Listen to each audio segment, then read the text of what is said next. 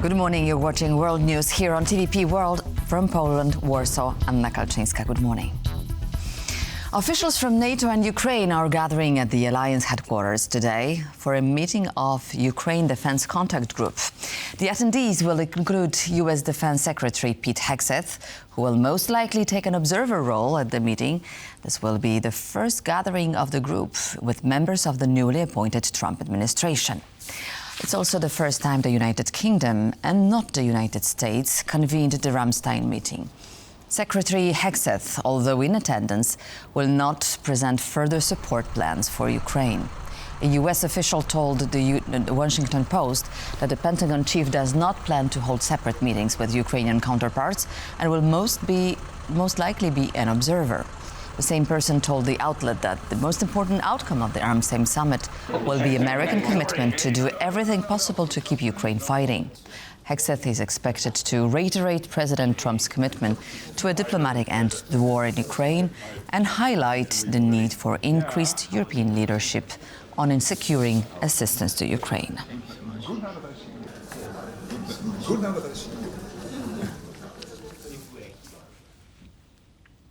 Another crucial meeting is taking place in Paris today, where Weimar Triangle foreign ministers will meet in an extended format to discuss the war in Ukraine. The meeting will also center on European security. Polish, German and French foreign ministers will meet with their Ukrainian, British, Italian and Spanish counterparts. They will also be joined by a representative of the European Union. The meeting will be hosted by the French foreign minister on Wednesday afternoon.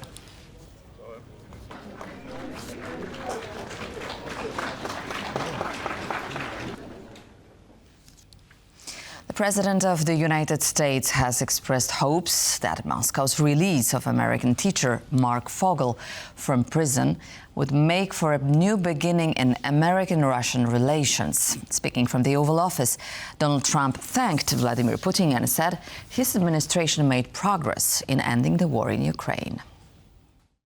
We were treated very nicely by Russia, actually. I hope that's the beginning of a relationship where we can end that war and millions of people can stop being killed. They've lost millions of people. They lost, in terms of soldiers, probably 1.5 million soldiers in a short period of time. We got to stop that war. It could be a big, important part of getting the war over with Ukraine. And we appreciate President Putin's what he did. He was able to pull it off for you, right? He was able to pull it off. We think, and you're here, and you're here, so it was great. We'll tell you a little bit more about it tomorrow, but I think we've made great progress on the war also. Getting the war, I want to get the war ended. Despite having said Ukraine may or may not be Russian someday, the US president seems to be headed on the right path when it comes to Ukraine, says Daniel Fried, former US ambassador to Poland, who spoke to TVP World Tuesday night. They have talked about strength, about increasing sanctions on Russia, if that's what it takes to get Putin to negotiate seriously. They're talking about security for Ukraine. I think that they have in mind something like a ceasefire along the current lines. And if this is to work, security for Ukraine must be paramount. They've also said that Europe has to carry the load, but the Europeans cannot possibly be expected to do this without serious American backup. We'll know more, but it doesn't look like the Trump administration is going to do a dirty deal with the Kremlin over the heads of the Ukrainians.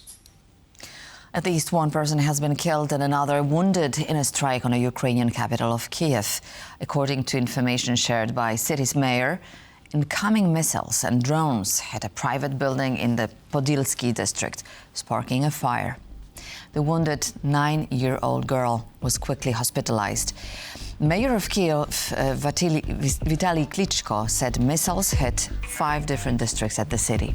As a result of the attack, a fire broke out on top of a high-rise building in a Solomiański district. Another fire was sparked on the ground floor and an office building in Oboloński district, with the flames later spreading over 6 floors.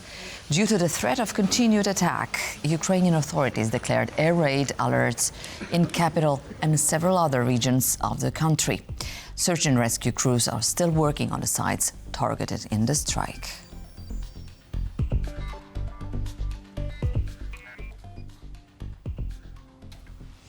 Polish Foreign Minister Radosław Sikorski has replied to comments made by the American ambassador designate to Poland on social media.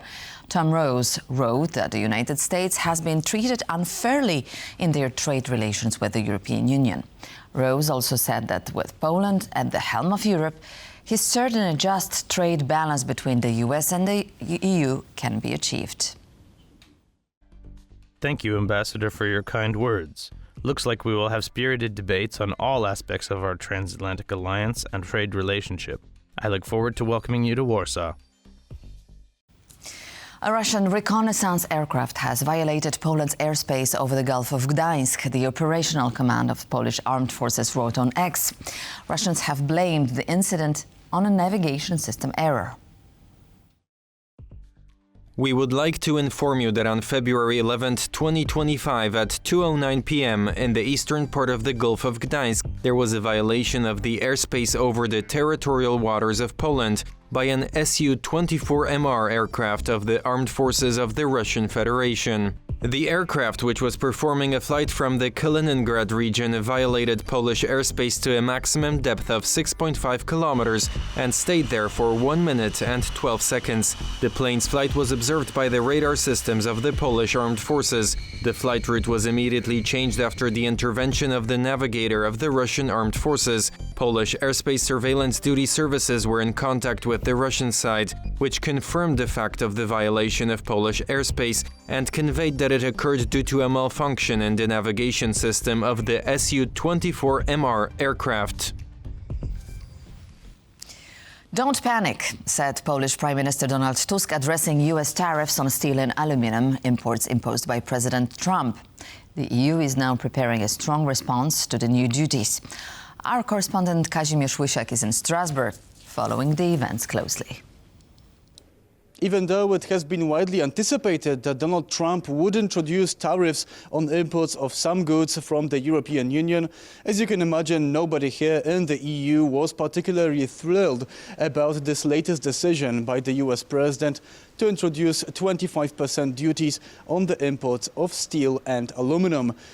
Especially not European Commission President Ursula von der Leyen, nor the Commissioner for Trade, Maroš Šefčovič. Unjustified tariffs on the EU will not go unanswered. They will trigger firm and proportionate countermeasures. The EU will act to safeguard its economic interests. We will protect our workers, businesses, and consumers. And by imposing tariffs, the US will be taxing its own citizens, raising costs for its own business, and fueling inflation. In addition, tariffs are not only harmful for the trading partners directly involved, but also risk having disruptive effects for many others, as well as the global trading system as a whole. Put simply, it is a lose-lose scenario. While nobody is saying yet what exactly these countermeasures could be, if history is anything to go by, as this has happened before in 2018, during the previous term of office of Donald Trump, the EU could introduce counter-tariffs. But there is also another important player in all of this that the EU has to remember about. That is China. The Chinese, who now export towards the United States, and with these new tariffs, will start dumping their steel on the European market. And that will, next to the tariffs of Trump, will really hurt our economy and our sectors. If the EU indeed imposes counter-tariffs, we could be looking at the long-feared trade war between the US and the European Union. Polish Prime Minister Donald Tusk, who is widely viewed here in the EU as one of the stronger leaders, is urging everybody to remain calm. We are not panicking, but we are preparing for the possible consequences of these tariffs. We, Poland, as the European Union, should respond in a balanced manner. It is certainly worth doing everything to avoid unnecessary trade or customs wars, especially among friends, because this always brings negative consequences for producers and for customers. While it is still unclear what exactly the EU's response will be, it is rather evident that the European Union does not intend to roll over. The discussions on this issue will continue here during this session of the European Parliament throughout the week. From Strasbourg, Kazimierz Łysiak, TVP World.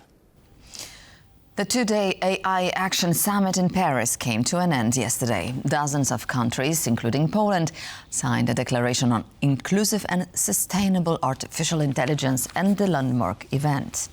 The declaration's priorities include, quote, ensuring AI is open, inclusive, transparent, ethical, safe, secure and trustworthy, taking into account international frameworks for all and making AI sustainable for people and the planet. The document was backed by 60 signatories, including Poland, France, China, India, Japan, Australia and Canada. However, the US and the UK refused to sign the declaration. Asked about the reason, a UK government spokesperson said the statement had not gone far enough in addressing global governance of AI and the technology's impact on national security. US Vice President J.D. Vance, however, criticized Europe's, quote, excessive regulation on technology and warned against cooperating with China. And we'll elaborate on this topic right after this news bulletin. Szymon Łukasik, the director of NASK AI Safety Research Center, will join TVP World at 8:15 a.m. to discuss the declaration in more detail.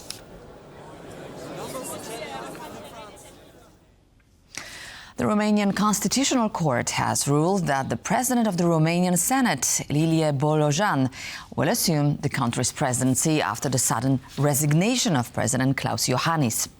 The court's decision says that the vacancy in the presidential office constitutes grounds for an interim leader to take over effective immediately. Bolojan has been the head of the National Liberal Party since last year's annulled presidential elections. Prior to taking on more prominent role in Romanian politics, he was a local administration official and served as mayor at Oradea. According to Constitution, an interim president has certain limits placed on his power. While he represents Romania on an international stage, promulgates laws and refers them to Constitutional Court for review, he cannot dissolve the parliament.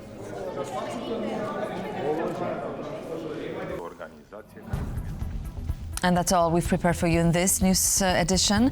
Please stay tuned to TVP World for more comments and more commentary.